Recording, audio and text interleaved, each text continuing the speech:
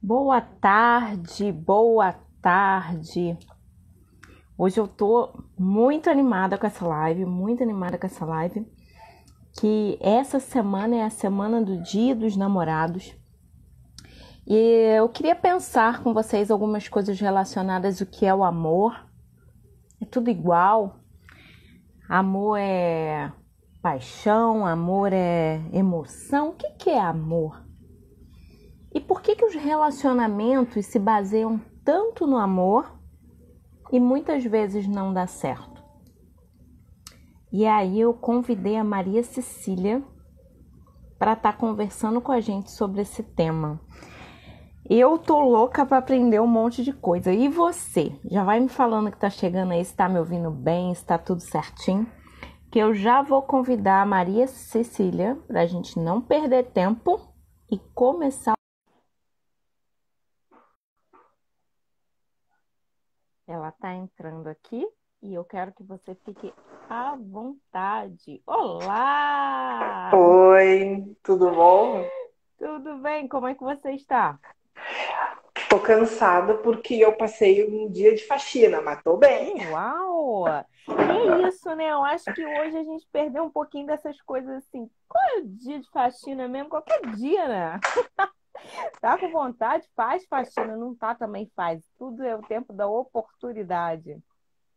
Me Tu tá conta me aí, Maria. enxergando bem porque eu tô Eu- achando que eu tô meio estranho. Não, eu tô te enxergando bem, tô te ouvindo bem também. Pessoal que tá Ah, chegando então. aí, já vai me falando se vocês estão ouvindo a gente direitinho, se tá tudo bem. Me conta aí como é que tá. Oi, Madá. A Madá tá no meu grupo de mentoria. Estamos fazendo Uau! revolucionando cabeça com a mulherada. Isso aí. Se não for para revolucionar, a gente nem sai de casa, né? Nem liga a Ah, não, internet, nem nem faz levanto, nada. Ah, não vou desgastar minha beleza negra em coisa que não vale a pena. é isso aí.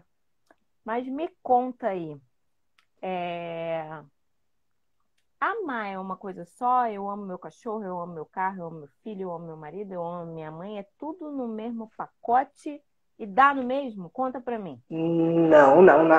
Isso é muito estranho, porque no português a gente resume o amor a uma única palavra e aí vira um saco de gato, né? Como a gente diz lá no sul.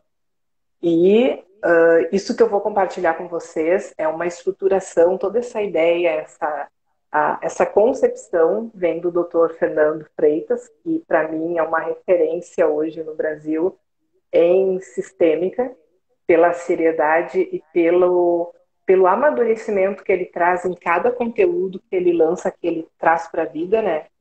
E o amor não é uma coisa só. No grego, o amor ele tem 7 definições, né? Só que no português a gente pegou e desde o cachorro até os amigos, tudo é o amor. Mas como a gente ainda vai continuar dizendo que amor, é legal da gente entender em que fase da vida o nosso amor está, onde ele parou, para que a gente consiga compreender, né, as repetições que a gente tem nos relacionamentos, os problemas que a gente tem no trabalho, né, as questões que a gente vive jogando para baixo do tapete, que nem, acho que foi ontem, uma das meninas que está no meu grupo diz, a gente foi jogando para baixo do tapete, quando chegou a pandemia tinha um Everest no meio da sala. E é muito rico tu aprender, Nossa, que né? definição. Gostei disso, sabia? Juliana Germano que fez essa definição. Desculpa te interromper, e aí eu vou deixar você falar, mas é muito isso, né? A gente foi jogando para debaixo do tapete. Quando a pandemia chegou, a gente tinha o Everest no meio da sala. Misericórdia. E aí, por isso que a gente já está vendo divórcio, pais que não aguentam ficar com seus filhos. Vambora lá, toca o bar. Tá. E eu tinha trazido, eu tenho um material que é o que eu compartilhei com as meninas, porque eu, pelo menos, eu gosto de sentir e de ver, mas na medida do possível eu vou mostrando aqui, porque a gente, durante as fases da vida, nossas 4 fases da vida, né, quando a gente é bebê, que é a primeira infância, depois a segunda infância, que é aquela fase que a gente sai de casa e vai para o colégio, a adolescência e a vida adulta, nós deveríamos transitar por esses tipos de amor e pelas experiências que a gente vê, né, seja em atendimentos, seja no mundo corporativo, a gente vê que a maioria, até de nós, até o dia em que a gente teve contato com esses aprendizados, nós ainda estacionamos no amor da primeira infância, que é aquele amor da mãe, né, de nós bebês, quando bebês, com a nossa mãe. Seria a gente... Porque durante a estrada da vida a gente tem dois polos, né? Aquele em que a gente só recebe e aquele outro polo onde a gente vai navegando, onde a gente começa a receber e a dar, e naquele outro onde a gente já estabilizou, digamos assim, onde a gente começa a dar muito mais para a vida do que receber.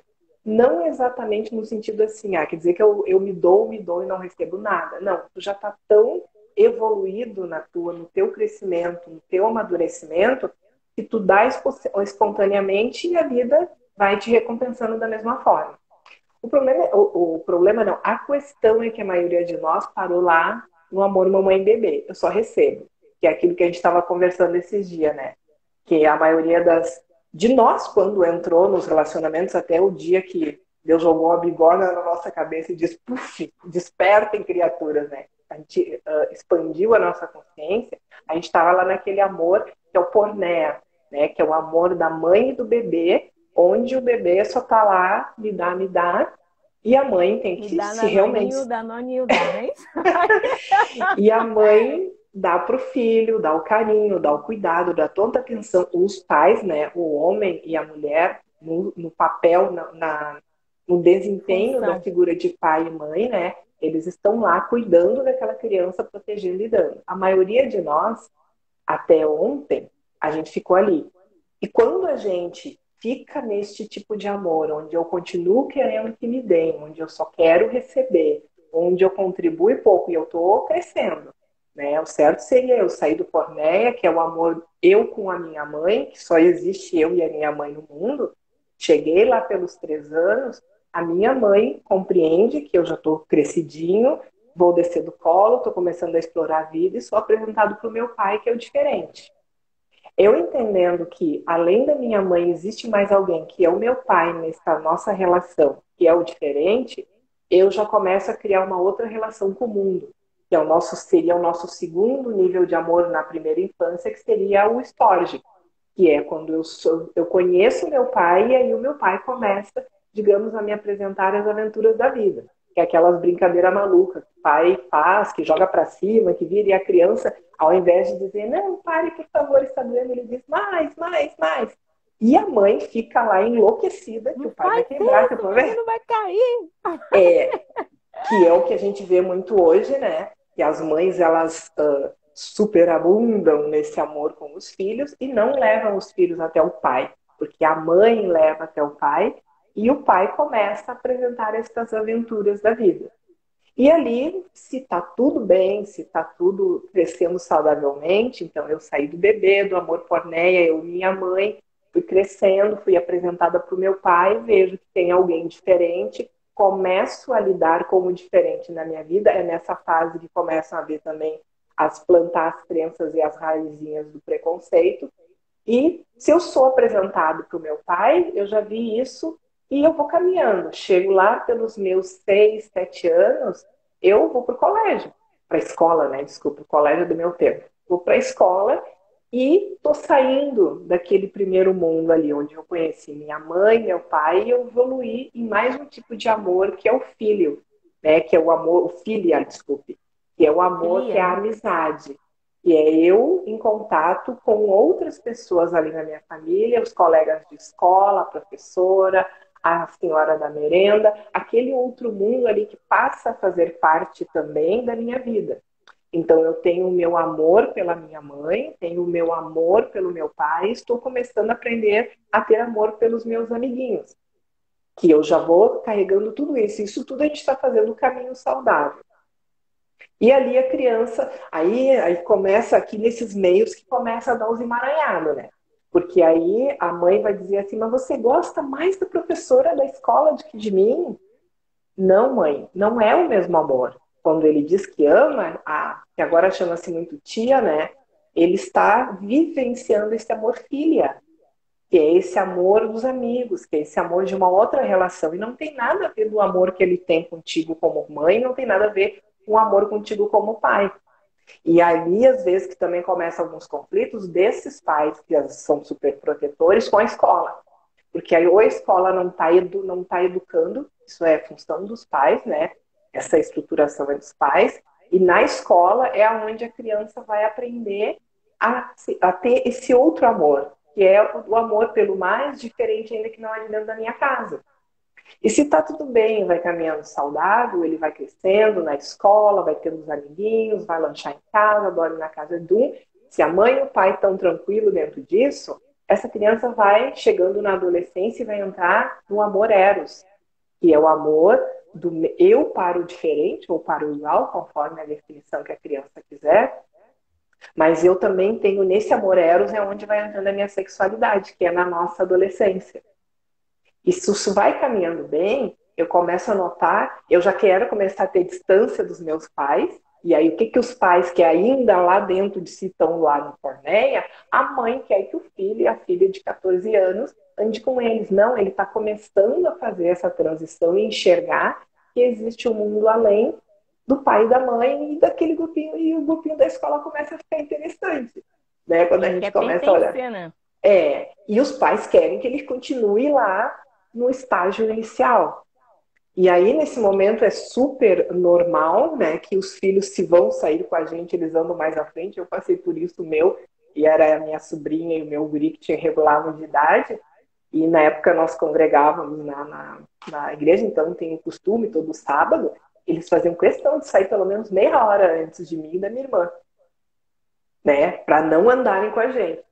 Porque isso faz parte naquele momento ali, seus 13, 14. Hoje em dia eu já nem sei mais em que fase está, mas é quando a criança começa a despertar essa fase da sexualidade mesmo. Aí ele está transitando por um outro tipo de amor, que é onde ele vai ter as paixões, onde vai se apaixonar, chorar à noite a fio dentro do quarto. E está tudo bem, está normal, ele está crescendo saudavelmente. Mas aí a gente depois vai falar na outra parte, que é quando isso não caminha assim. E aí ele vai passando pela vida, e nisso a gente já está lá na adolescência, ou na pré-adolescência, que já é a segunda, a terceira fase da nossa vida. E se a gente vai transitando por esses tipos de amor, o amor do pai e da mãe, ele sempre vai estar conosco. Só que aí ele vai entrar num outro momento, que é quando o amor materno ele está dentro de mim, que é onde eu saio para ganhar meu dinheiro, onde eu começo a querer fazer doações para a vida e também construir a minha vida.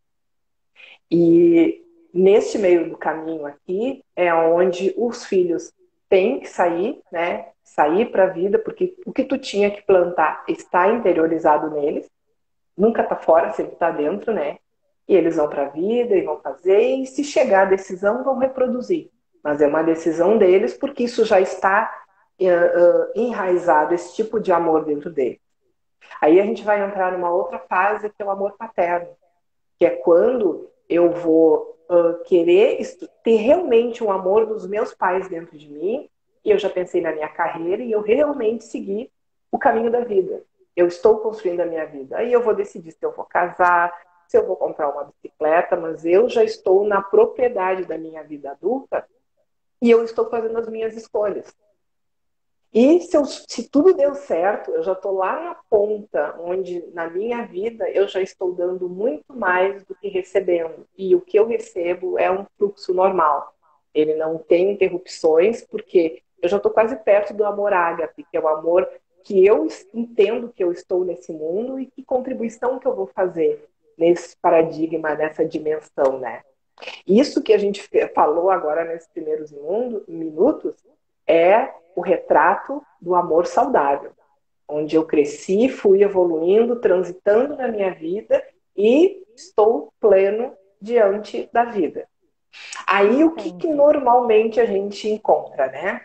Então, mas aí a gente falou de um receber, que eu estou num caminho, né? Onde eu começo a receber e tudo mais, até o ponto que eu chego tão saudável, tão pleno, tão vívido, que eu amo incondicionalmente, que eu levo os meus pais dentro, foi isso que você falou, e que eu dou para a vida, né? Dou e dou continuidade à minha vida, não é isso? Do jeito que tu entender que é a continuidade, seja com filhos, ou seja, de todo o conhecimento, daquilo que tu foi conquistando nesse caminho, tu vai começar a doar para a vida.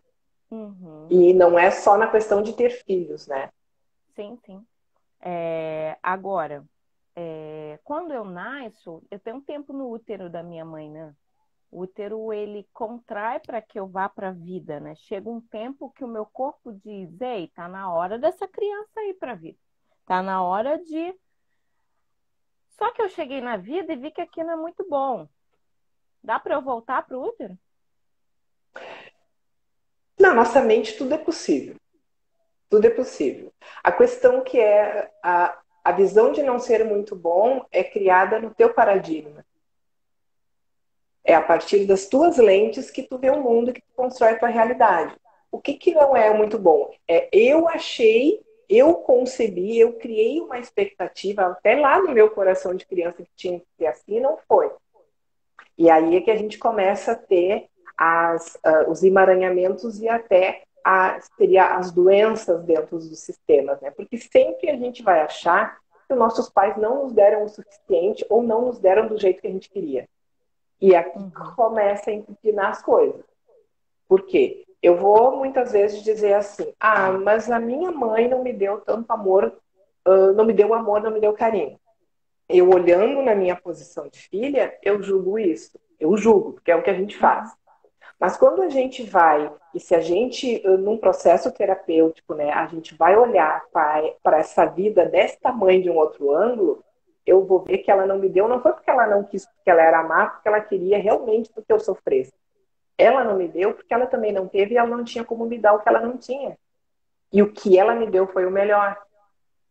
Quando eu entendo isso, eu saio, eu começo a sair do amor infantil de que eu quero, eu quero, eu quero. E tem que ser assim do jeito que eu quero. E olhem para mim e me deem do jeito que eu quero, porque senão eu vou chorar muito, eu vou estragar a vida de todos.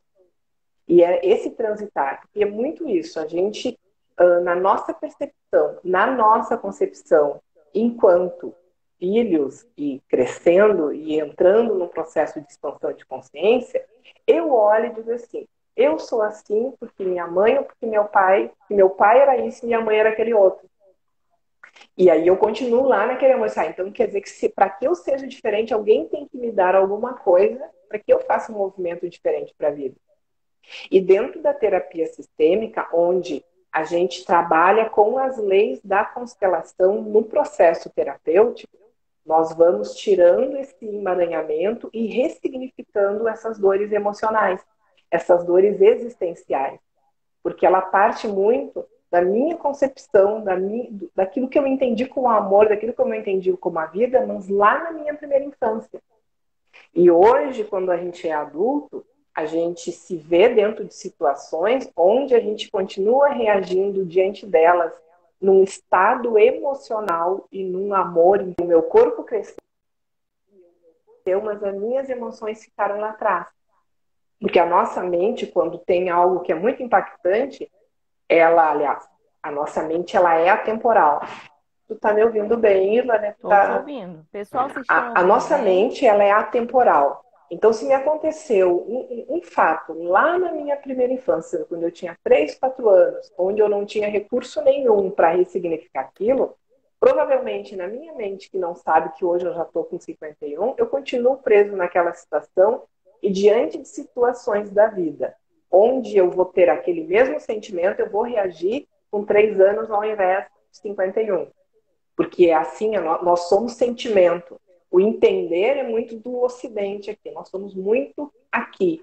Mas, na verdade, o que nos condiciona é o que a gente sente. Se a gente observasse mais o que a gente sente... legal, porque deu, não sei se foi a minha rede aqui. Então, quando a gente começa a entender isso, eu já faço aquele momento assim, ops, espera um pouquinho, e começo, né, a colocar a minha vida dentro dessas caixinhas e olhar assim, como é que eu sinto quando eu amo? Eu entendo que quem me ama tem que se olhar só para mim, tem que cuidar só de mim, tem que me dar atenção, tem que me dar isso, tem que me dar aquele outro. ou eu já entendo assim que esse amor é uma troca. Eu dou e recebo, recebo e dou. Aí a gente está evoluindo. Quando a gente faz esse momento assim, ops, espera aí um pouquinho, deixa eu ver onde é que eu tô. Porque o que que acontece? Se a gente for olhar nos relacionamentos, e eu vou tomar pelo o meu passado recente, a maioria de nós está dentro de relacionamentos num amor infantil. Seja, ou um que quer receber, só quer receber, me dá, e aí, nesse processo de carência, encontra com outro que quer só dar, dar, dar. E aí entra um querendo ser ou o pai ou a mãe do parceiro, e quando a gente se casa, quando a gente já está lá na nossa fase adulta, a gente se une, já tem que já estar no amor materno e no paterno, onde é troca. E a maioria de nós está lá no amor de mamãe, querendo só receber. E aí é onde aquele que dá demais, né, acaba se cansando e, às vezes, se subtrai da relação. E quando a gente entende... É interessante porque, assim, desculpa interromper, mas é muito Capaz. interessante. Oi, tá me ouvindo? Tô. Quando eu me casei, meu esposo morava sozinho. E aí foi interessante porque quando ele chegou aqui, quando a gente foi ficar junto, morar junto, né? Ele ficou naquela coisa de agora você cuida da casa, cuida de mim. E aí eu observei isso, e ele era tão organizado, a casa dele era um brinco, assim, era muito organizado. E eu até admirava isso, porque na verdade ele era mais organizado do que eu. E aí, quando a gente foi casar, que a gente começou a morar junto e tal, eu vi que ele já deixava as coisas. Aí eu logo, falei, oi, tem alguma coisa Ops. errada. Eu conheci você morava sozinho. Deixa eu te falar uma coisa, eu não sou sua mãe. A gente trabalha no mesmo lugar, a gente trabalha de plantão 12 horas, a gente sai junto, a gente volta junto e quando chegar aqui é junto. Porque eu não casei para ficar sozinha.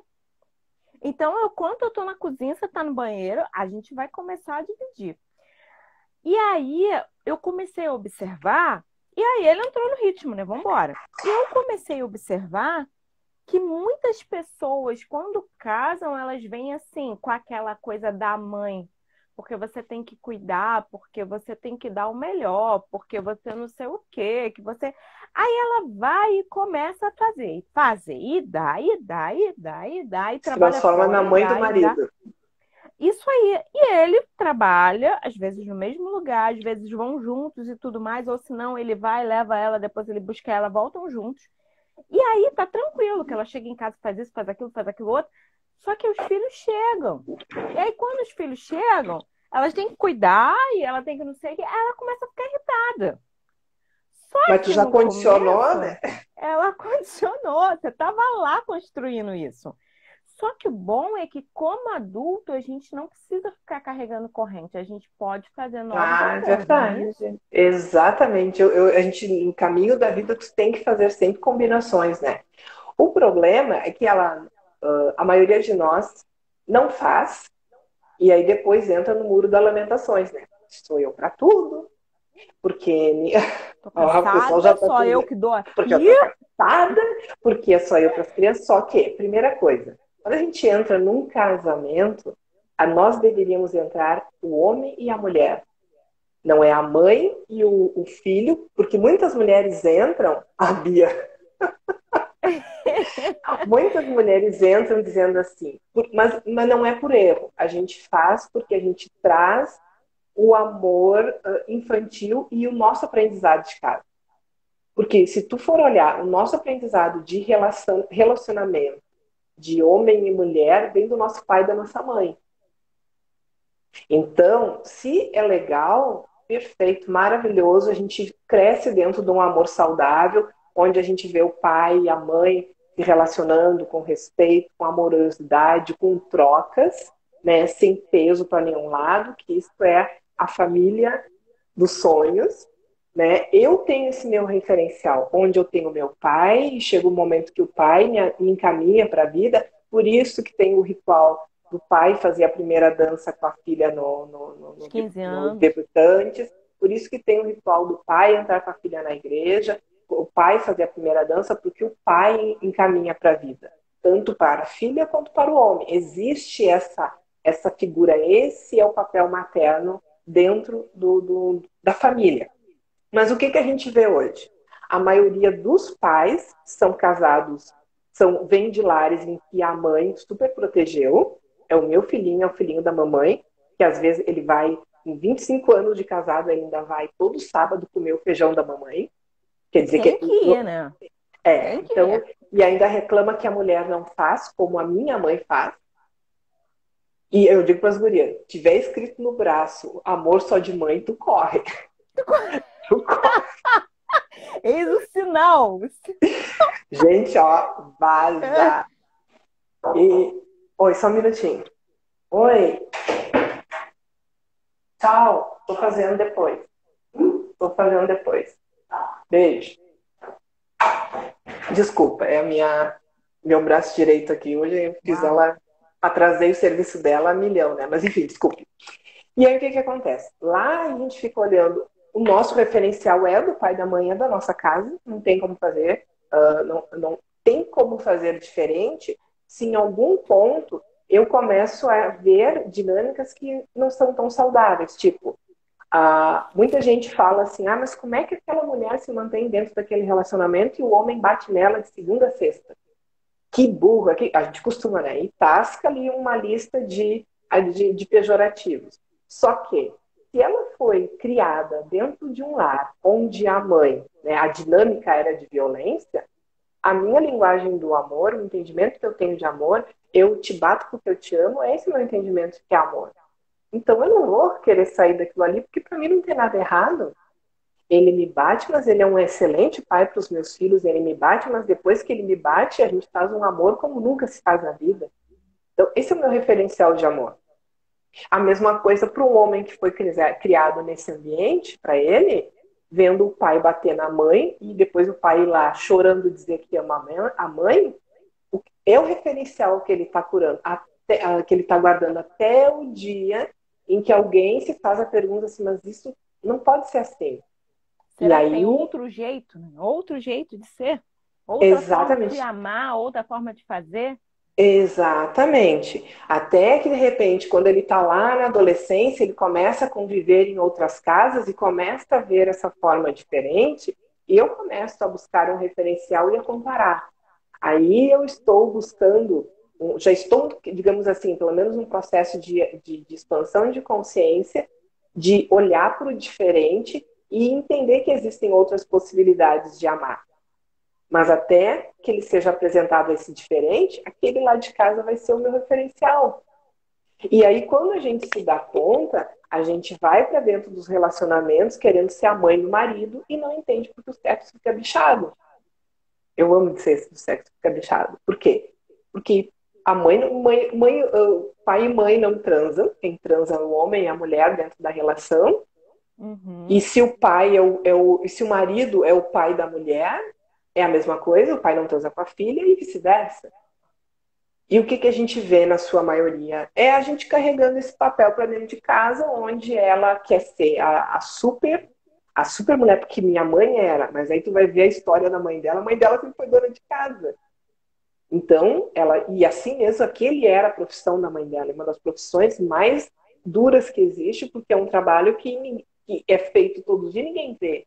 Mas quando ela vai para dentro do relacionamento, aí ela quer manter aquela mesma estrutura, sem discernir que na relação dela tem que ser diferente. Porque ela e o esposo, como tu disseste, nós estamos no mercado porque é uma maneira de nós vivermos melhor, foi uma escolha que nós fizemos. E quando vem os filhos, ali também tem que ser feita uma combinação. Olha, fulano, então, eu quando tiver filho, eu vou para casa, nós vamos nos organizar nesse tempo, onde nós vamos fazer a nossa poupança, nossos investimentos, e enquanto o nosso filho tiver até os 3 anos, que eu sei que ele pode chegar em casa e me dizer, mamãe bateram na creche, ele vai ficar comigo. E o cara vai ser o cara. Ele vai ser a figura paterna de acolher aquilo ali e dizer, não, preta, deixa que eu banco. Se existisse, né, essas combinações, que são poucos os casais que fazem isso, as nossas crianças seriam mais seguras, os relacionamentos seriam muito mais estáveis, muito mais consolidados, porque tem, vira e mexe, né? Uma coisa que o doutor Fernando fala também muito, que relacionamento é como onda, que a vida é assim, né? Uhum. É, é um pulsar, né? Eu aproximo e afasto. Não é porque eu estou junto que eu vou ser uma simbiose, né?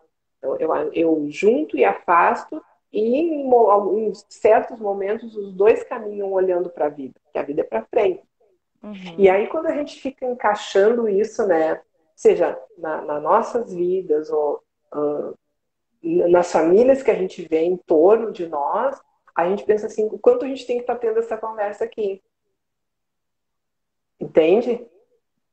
Não, a Bia está colocando eu achando que a minha Que mãe achava que a estava mãe estava errada. errada. Por quê? Porque a gente só olha para a mãe e para o pai da esfera deles para com a gente. A gente não sabe o combinado que homem e mulher fizeram nas quatro paredes.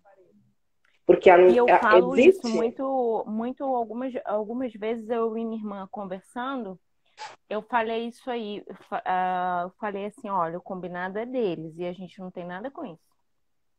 Porque se a gente fica no meio do casal, no meio do pai e da mãe, a gente está errado. Exatamente. Não é o lugar dos Então, filhos, né? e aí, às vezes eu vejo os filhos como mediadores, né? E outra coisa Pior também coisa, ferrando que a eu vida dos filhos. que eu encontro também, que eu observo muito, são as funções, né? A mulher, ela tem muitas funções hoje. Ela é dona de casa, ela é esposa, ela é mãe, ela é filha, ela é empreendedora, ela tem muitas funções. Porém, às vezes, quando ela entra na versão mãe, lá ela fica. Exatamente o que eu ia comentar contigo. E aí, exatamente, volta à questão, né? Na primeira infância da criança, os dois entram na função de pai, porque Sim, é função é dos dois necessário, proteger, né? cuidarem daquela criança, quando decidem ter os filhos. Se não têm os filhos, eles estão no papel deles de homem e mulher vivendo aquela relação.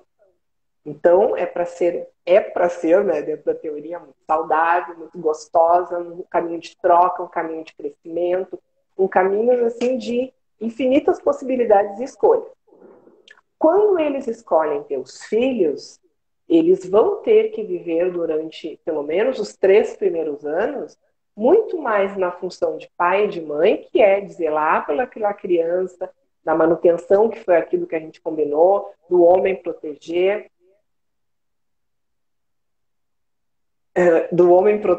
né, a família. E o que a gente vê é que a mulher, ela vai da criança dos 3 anos até os 55, 61, 70 e poucos anos dos filhos, continua dentro do papel de mãe e não sai dali. Eu lia, desculpa te interromper, mas outro dia eu lia que uma mãe de 90 e poucos anos foi pro asilo cuidar do filho de 80. Eu achei um barato, assim, ela tinha 90 e pouco, foi pro asilo. Falei, gente, esse menino não casou, não teve, e não teve filho, e não casou. Por quê? Porque ele sempre foi Ninguém o é como a minha filhinho da mãe. mamãe. Ninguém é como a minha mãe. Nessa semana na live com a Luana Medeiros, eu disse para ela assim, eu disse pro meu filho, tu para de me procurar por aí. Vai construir algo diferente. Ele se mata rindo, né? Mas eu digo assim, ó, não me procura. Constrói aquilo que tu entende que é bom para ti. E aí, nessa coisa, né? As mulheres ficam reclamando assim, meu marido não me procura, porque o sexo entre a gente esfriou. Por quê? Tu tá 24 horas por dia, 7 dias por semana, Na dentro versão do mãe, único papel que esqueceu do teu feminino, esqueceu de que quando tu nasceu, tu foi classificada por toda a tua todo o teu sistema como uma mulher. Esquece que tu te uniu com aquele homem para se completarem. Tu viu que tinha algo que tu queria nele, e assim por diante. Vamos falar no bom, tá? No saudável. uhum. E aí tu esqueceu que tu te uniu com aquele homem, tu fica literalmente no papel de mãe, e tu esquece que tem um homem do teu lado. E aí o que pode acontecer às vezes? Ele me traiu. E aí eu sou cruela de dizer, 50% é tua responsabilidade, né? Porque quantas vezes? Porque é aquela coisa, ou 50% é responsabilidade em duas situações. Ou porque ela está olhando para trás, olhando para a família dela de origem, onde ela já tem uma família, isso deu falando bem no olhar sistêmico, né? Sim, Ela está sim. olhando para trás para a família de origem, e aí quando a gente olha para trás, a gente está olhando para a morte, e a sexualidade vai para o chão, vai para o saco. Ou ela está olhando só para os filhos e esqueceu que tem o parceiro do lado. E é E aí, interessante isso porque você pensar sobre isso, sobre 50%, né? É, porque às vezes o cara procura a esposa, ai, tô com dor de cabeça. Ai, não quero hoje. Ai, não tô afim. Ai, ai, ai, ai. E você traiu primeiro, porque você disse que maravilhoso. estaria junto. E o que une o casal não são os filhos, é a sexualidade que une o casal. Então a Uhum. gente não é casal porque a gente é pai e mãe. A gente é pai e mãe porque a sexualidade, a união do casal, Floresceu, gerou os filhos e foi o fruto do casamento. E quando a gente mas o está no lugar, casamento continua, né? Porque o continua. casamento foi uma escolha do homem e da mulher que naquele momento vão começar a desempenhar um outro papel, que é a função de pai e mãe. E eles têm que saber transitar sobre esses papéis. A gente tem que falar muito sobre isso para que as pessoas se acordem e comecem a transitar por seus diversos papéis durante o dia e durante a vida. Porque senão é assustador tu pensar que a gente vai nascer no amor lá do porneia, né, que é o meu amor com a minha mãe, e eu vou morrer do mesmo jeito. Quer dizer que eu não aprendi nada nessa vida, eu não evoluí, eu não transmiti, eu não doei também. Isso para mim é uma das coisas que fica mais latentes, assim, sabe? A gente veio para cá com um propósito. Qual é o propósito? De dar certo e ser feliz. E ser feliz é uma coisa que eu me faço, não é o outro que me faz. Eu, não é difícil. De tanto que tu dizer que é difícil, se torna difícil sim, porque é mais fácil. O nosso cérebro ele tem essa coisa de dizer, é difícil. Não, fica aqui né, nessa zoninha de conforto, que aqui tu já aprendeu a lidar e tu poupa energia. Só que tu poupando essa energia aqui, daqui a pouco tu vai despender muito mais para consertar uma coisa. Se tu aprender a se amadurecer, por quê? Para a criança, quando eu estou num estado emocional infantil, é difícil eu fazer essas transições, né? Devagar por todos os meus papéis. A gente vai falar na análise transacional, né? Que é a criança, o adulto, a criança rebelde, assim a gente vai o pai crítico, essas coisas. Eu tenho que saber transitar por cada um dos meus papéis e no devido momento eu estar consciente para sair dele. Porque essa coisa do que é difícil equilibrar tudo é quando eu não quero fazer força, mas daqui a pouco, como eu disse, tu vai ter que fazer força para consertar alguma coisa. Ou os teus filhos vão estar adoecidos, ou tu vai estar adoecida, ou o teu relacionamento destruído, já adoecido, tu vai ter que Ou o empreender. seu filho vive doente porque a função dele é equilibrar o casal, então ele sempre Exatamente. fica doente quando ele vê que o negócio não tá. Adoece. Sintoma vem porque meu pai e minha mãe se unem. Exatamente. E aí entra aquela coisa que a gente na sistêmica também trabalha. A doença das crianças é um sintoma do relacionamento do casal. Mas eu não tenho filho, eu tenho um cachorro, Pois é, porque é sem o sombra de nosso dúvida. filho. E aí o bicho vive doente para equilibrar o casal, porque ele não está no lugar dele. Cachorro é Uhum. animal de estimação, não é filho. Se você bota o seu cachorro no lugar de filho, ele adoece como filho, para estabilizar o casal. E aí até que tu lance, né, um olhar sobre isso, vamos comprar remédios, vamos ficar dopados a vida toda, né? E Vamos nunca encontrar olhar. o melhor veterinário da cidade, né, para dar um Uhum. jeito nisso. Usando Porque a gente se mantém paliativos. ocupado, né? Quando a gente está ocupado, a gente não olha para o que está acontecendo. E Hoje aí? eu atendi uma paciente não gosto de dizer, uma cliente. E já olhar, porque eu tenho também a formação de analista corporal, então tu já sabe que a gente já conversou, né? Eu olho, eu luto para não fazer isso, tá? Então, quando eu vejo, eu tô Uhum. fazendo. Primeiro porque é muito bom tu botar isso em prática, porque tu sabe como te relacionar com a pessoa, tu sabe como fazer o approach com ela, para estabelecer o rapport, né? Uhum. E ela veio, ela no meio da semana me chamou, ela tá no meu grupo de mentoria, e aí no meio da semana, assim, Stacy, preciso conversar contigo. Digo, então que venham. Aí eu tô acompanhando ali, né, as meninas fazendo as atividades pra gente trabalhar o autoconhecimento, autoestima, relacionamento. E ela veio pra minha mão. E ele, porque fiquei muito doente essa semana. E eu ouvi, aí a gente faz aquela cara de brinco de festa, né? É de samambaia. E aí eu disse pra ela assim, pois é, preocupada com os meus filhos. De que idade tem teus filhos? E um tem 40 e pouco, outro 35. Eu digo, tão grande, né? Tão grandinho. Aí ela Desculpa. já deu Que... aquele olhar assim, né? E, pois, aí a pessoa disfarça, né? Será? Eu digo, não, não é será. Digo, por que que tu acha que tu tá doente? Porque a gente se preocupa demais com os filhos. Tu se preocupa porque tu quer. Porque tu já cumpriu o teu papel. E o mais maravilhoso, os filhos estão grandes, cada um já seguiu o seu caminho, vivendo a sua vida. Eu digo, agora tu tem todo o espaço para viver o teu relacionamento com o teu parceiro. Só que tu continua olhando para os teus filhos. E aí, quando tu adoece, tu consegue olhar do teu parceiro.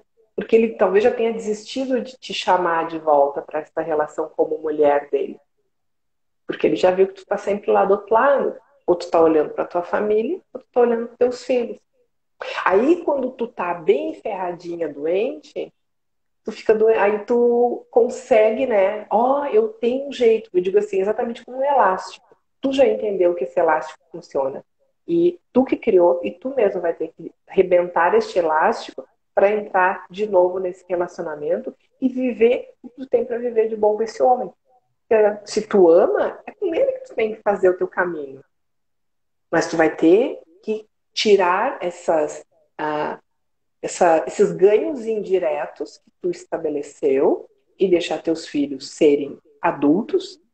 E porque cada vez que tu sai correndo para eles, tu está dizendo, vocês não são capazes de se levantarem sozinhos, vocês precisam de mim. É isso a mensagem que a gente manda. E aí a gente vai enfraquecendo geração após geração e não entende por que que hoje nós estamos numa situação em que jovens com 18, 19, 20 anos estão depressivos porque não sabem caminhar para a vida. Mas não é porque eles A são Andrea uma tá falando abóbora. aí que quanto tempo, né, Andrea? Quantas mulheres precisavam ouvir isso? Vai ficar salvo aqui, você manda para elas e vai para o YouTube também. Mas o que que acontece? É interessante isso, né? Como que às vezes a gente não é verdadeiro com a gente. E Meu aí Deus. eu, e aí eu acho que essa falta de verdade, ela faz com que a gente fique no mesmo lugar e a gente entra numa coisa do triângulo, né? O triângulo O triângulo dramático, dramático. que é a vítima ou o salvador ou Ou o grande algoz. culpado, né? E aí, quanto que às vezes a gente está na função salvador? Eu preciso salvar todo mundo, eu preciso dar conta de todo mundo, eu preciso cuidar do meu filho de 60 anos, eu preciso de salvador, eu vou salvar meu marido, eu vou consertar ele, ou senão eu estou no lugar de vítima. E aí, geralmente a pessoa ela vai, Ela ela transita vai, dentro do vai triângulo. transitando, né? Ou eu sou o grande algoz, ou eu sou o culpado, ou eu sou a vítima, eu fico ali. Tá, tá, tá, tá, tá, tá, tá, tá, tá, tá. E que horas que dá para ser saudável, produzir, resolver, ser quem eu nasci para ser, usar minhas potencialidades? Será que dá para viver essa vida? Dá quando nós estamos conscientes. O que que é o estar consciente? O estar consciente. É eu aprender a me conhecer. Eu saber quando que eu ligo e desligo esses botõezinhos e saber quando eu saio. Porque tem muito disso, né? Tem pessoas que gostam de ficar dentro do triângulo dramático, primeiro porque elas têm um ganho direto. Seja o de vítima, seja o de inocência, seja o de justiceiro vingativo, seja o do reconhecimento, tem um ganho. Então, eu digo que é horrível, que meu Deus, que minha família, que meus filhos, que meu marido, que o governo, que eu reclamo de todo mundo. Mas eu também transito nesses papéis. Como eu tenho um ganho muito maior do que eu ser saudável, eu conseguir chegar numa situação e olhar ela de fora e estabelecer uma crítica saudável e eu não tomar lado nenhum e entender se aquilo é meu ou se eu estou querendo entrar para entrar numa das posições. Quando a gente começa a fazer isso, o primeiro processo é uma cura que está havendo na gente. Porque toda aquela pessoa que eu dou, eu faço, ou ela está querendo que seja reconhecimento, ou ela quer que amem ela, porque ela, de uma forma ou de outra, ela está mantendo as pessoas presas até ela. Então, quando eu começo a ficar saudável, eu entender assim, puxa, mas tu vê, a minha mãe tá doente e eu tenho que ir lá cuidar da minha mãe e o meu marido ficou em casa. Vai bichar teu casamento. Porque se existem outros irmãos, contratem um cuidador, vá lá uma vez por semana, dá Divida, faça uma atenção escala. de vida, mas não abandona a tua família que tu montou agora para voltar para trás, porque a gente dentro da sistêmica sabe, né? Pai, mãe, descendência, a ancestralidade ficam atrás e atrás é morte. E da nossa família para frente é para a vida. E o que a gente encontra? E é Pessoas que bíblico, estão né? lá. Vamos dizer assim, portanto, deixará o homem, seu pai e sua mãe unir-se à sua esposa e serão uma só carne. Vá viver, É, meu filho. e não, então hoje foi o dia dos versículos, porque trabalhando nessa questão de autoconhecimento, eu digo assim, o que a gente pega? Ah, vamos, amarás o próximo como a ti mesmo. E aí é verdade, né? E amarás o próximo. Digo, tu viu, tu leu a segunda parte do versículo? Tu te ama? Você se ama? Ah, mas eu amo o meu próximo. Mentira! Porque se tu tá aqui na minha frente dizendo que tu não olha para ti, que tu não te cuida, que tu simplesmente te abandonou, porque aí a pessoa que vive com o sentimento de abandono é porque ela primeiro se abandonou, né?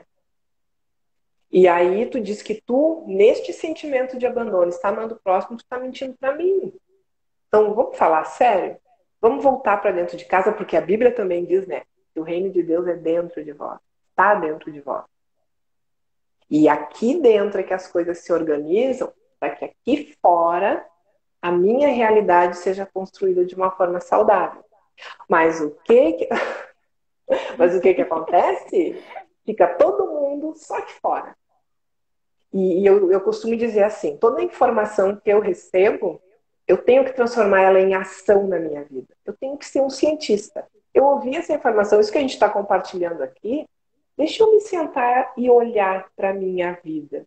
Entender aquilo que as gurias falaram. Eu fiz umas notinhas aqui e deixa eu fazer um apanhado da minha vida. Eu olhando assim, quietinha lá no canto. E aí eu vou começar a ver. Ah, se os meus filhos não têm que estar no meio do casal, aí tu vai dizer assim, puxa, meu filho não tem que mais estar dormindo com a gente aqui na cama. Por quê? Às vezes a mulher põe na cama o filho para fugir do marido. Mas para mim e para ti, ela vem contar que a sexualidade, bicho, ela não sabe como. De repente aconteceu, Não tem mais, né? Não tem sexo há 5 anos. né? E Hoje. de repente aconteceu. Quando eu pego estas informações que a gente tem compartilhado para a vida, né? E eu digo, Uhum. deixa eu botar isso aqui. As gurias são que eu tenho que primeiro me amar. Como é que eu faço isso? Ah, por onde que começa? Não tem um caminho assim, ó, começa por aqui. Começa. Vai. Começa a olhar para ti. Aí E começa a aí, ó, trazer para vamos ti. trazer outra coisa bíblica também, já que amanhã é o dia dos Oi? versículos, bora lá. Examine-se, pois, o homem a si mesmo. Parece que a gente só se examina na hora da ceia, né? Afinal de contas, esse versículo fica agarrado lá perto da ceia, né? Mas por que eu não posso examinar todo dia? O mercado faz o balanço, a farmácia faz o balanço, a academia fecha para fazer balanço e manutenção para ver o que está ruim e o que não está.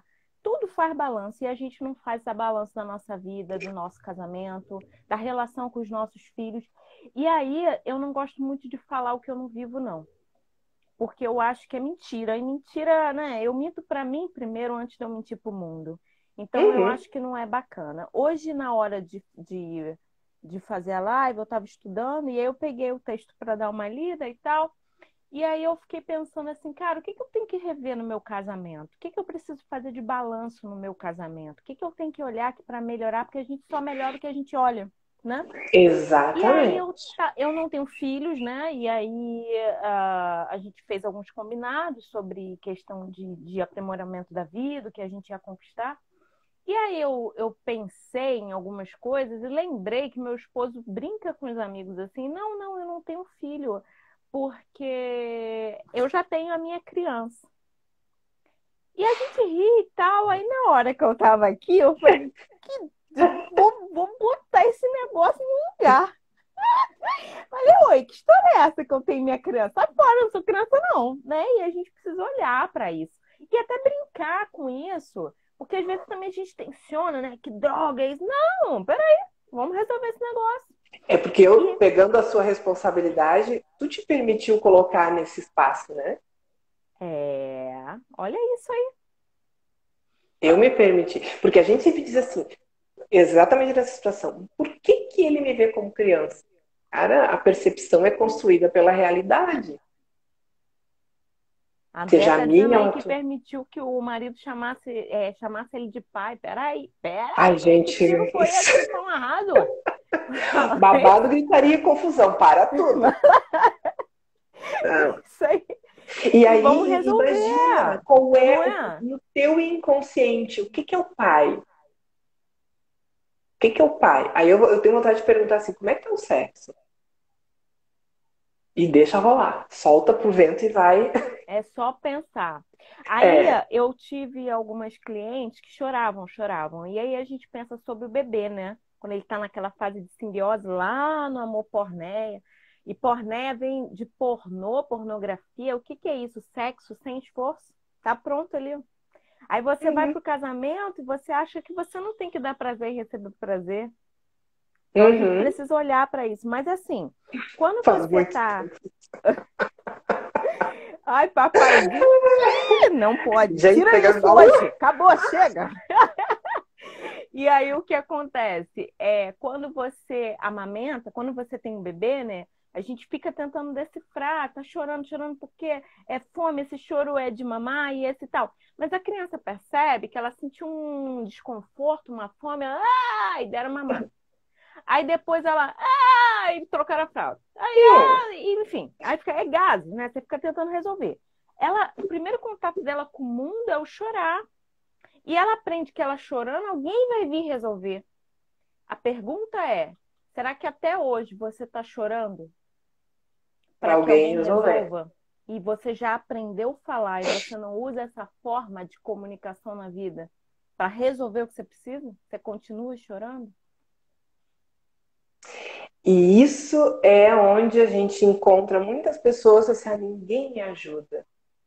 Quando tu já vem com isso, tu já sabe que é um oralzão, né? Ninguém me ajuda. Gente, e tu, nessa plenitude, não tem capacidade de construir as tuas oportunidades? O que que é? E tu te ajuda? Porque eu continuo lá naquela coisa, né? Eu choro, grito e me vitimizo, porque aí entra lá nos ganhos indiretos, né? Para ver se alguém vem me socorrer. E aí a gente vê que tem muito, mas tem muitos. E a mulherada, nós somos. Eu vou te dizer que eu passei por esse momento na minha vida. Eu passei por um momento assim que eu reclamava de manhã à noite e reclamava do meu patrão, reclamava do marido, reclamava do filho, reclamava do universo. Quando começou a cair as fichas, né, que eu me dei conta assim, cara, mas tu tá assim, tu tá na primeira infância há muito tempo. A E aí criança eu, birrenta, né? A criança aí, birrenta. e eu digo assim, tá, eu tenho mais coisas que eu quero pra vida, o que que eu vou fazer? Aí eu pensei assim, eu tenho duas alternativas. Ou eu, tendo esse entendimento, eu paro tudo e começo a me bancar e corro o risco dos julgamentos, de todas as coisas que eu sei que eu passei, ou eu vou ser mais uma para fazer terapia para ter com quem conversar. Eu digo, não, não vai ser assim não, eu vou fazer diferente. Aí eu fui fazer constelação, tudo que me diziam para que ia me trazer um autoconhecimento, que eu ia para um outro caminho, eu fui fazer. E ali foi construindo esse desejo de entender assim, gente, espera um pouquinho. a gente precisa conversar sobre isso. A gente precisa falar sobre isso. Mas eu também tive um momento que eu parei, fui lá, consertei a minha vida, entendi tudo que não estava do jeito que eu já tinha compreendido, principalmente pelas leis da sistêmica, né? Que são 3 basiquinhas. E uma das coisas mais drásticas que eu fiz foi eu me separei. E por que que eu me separei do meu marido? Porque eu vi que eu fiquei numa situação confortável onde ele estava agindo como meu pai, porque tudo que eu pedia ele me dava, então tá tranquilo, né? E eu estava vendo que aquilo estava ferrando com a minha vida profissional, porque aí eu estava sempre no gugu dadá com um biquinho na boca, né? Eu ainda tenho o beicinho da oral, mas entendi assim, eu quero mais da vida. E aí todo mundo, o que que tu vai fazer? Tu vai mexer no casamento de tanto tempo, tu tá louca? O que que a igreja vai dizer? E eu digo assim, dane-se, e isso eu não vou levar pro túmulo. Eu posso levar um monte de coisa, mas não vai ser isso que eu vou levar pro túmulo. Das pessoas me verem amarga, das pessoas me verem, te verem daquele jeito que tu sabe quando tu fica, quando a vida tá vida leva eu. Eu digo, não, pode, no meu enterro, poder dizer muita coisa, mas não vão poder dizer que me viram desse jeito. Isso eu não vou levar. Se eu vim para esse mundo para crescer, eu vou aprender. E o que tiver que acontecer no caminho, que seja para crescimento. E ali, minha filha, o dia que eu decidi isso, há 1 ano atrás, as coisas começaram a acontecer de uma forma que nem eu, até eu me assustei. Porque começaram a vir assim aos tropelos na minha vida. Mas porque eu tomei uma decisão de crescer. Digo, se eu tiver que ficar com um homem, vai ser para eu ficar com um homem, não é com meu pai e não é com um filho. E digo para o meu filho, a melhor coisa da minha vida é ver que que eu estou desnecessária na tua vida. Porque tu já seguiu o teu caminho e tu toma as tuas decisões. Então, para mim, isso é sinal de que eu fiz certo. E digo assim, eu vou estruturar minha vida para que eu, na minha aposentadoria, na minha velhice, eu me banque. Porque tu vai viver a tua vida. Porque a gente tem que aplicar na nossa vida, né? Com certeza. E uma das primeiras coisas que eu fiz com ele foi consertar a nossa relação. Quando eu comecei a trabalhar cada vez, a aprofundar mais, quando a sistêmica saiu do meu processo de cura e começou a se transformar no meu grande amor, eu digo assim, a primeira coisa, nós vamos sentar e nós vamos consertar o nosso relacionamento. E foi a melhor das coisas que eu fiz na vida. E hoje a gente tem esse papel muito bem dividido, a gente conversa muito sobre isso, e ele tem aplicado isso na vida dele, tem feito os filtros da vida dele, e feito as escolhas dele também, né? Mas é o preço que a gente tem que pagar. E aí, nesse período em que eu fui organizar minha vida, eu parei de atender, eu vou focar e eu vou organizar as coisas, porque eu preciso, com quem eu vou conversar, eu preciso ter a prova aqui. Sabe? A marca da mudança, né? Exatamente. A gente tem 2 minutos.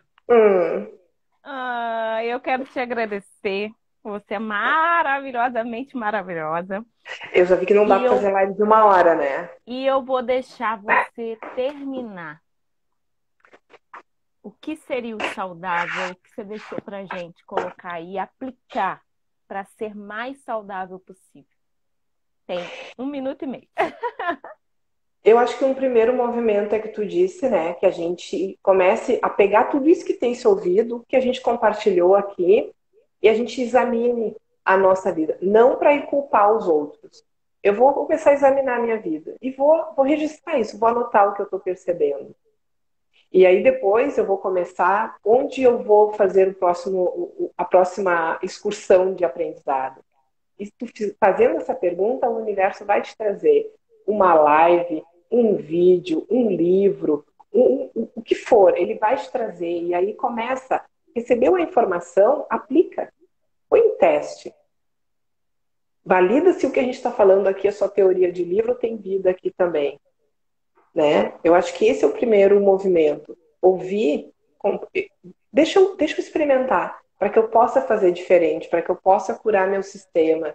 para que eu possa desfrutar dessa vida e não no meu túmulo não me veem como uma pessoa amarga de que a vida era um fardo, meu Deus, que tristeza e tudo mais. Pega tudo isso e começa a aplicar na vida, que tu vai ver que tem diferença. Sabe? Usa em ti mesmo, né? Vai doer com certeza. Ah, é difícil? Não, não é difícil. É difícil até o momento que a gente começa a fazer. Você consegue voltar? Eu tenho um atendimento agora. Ah!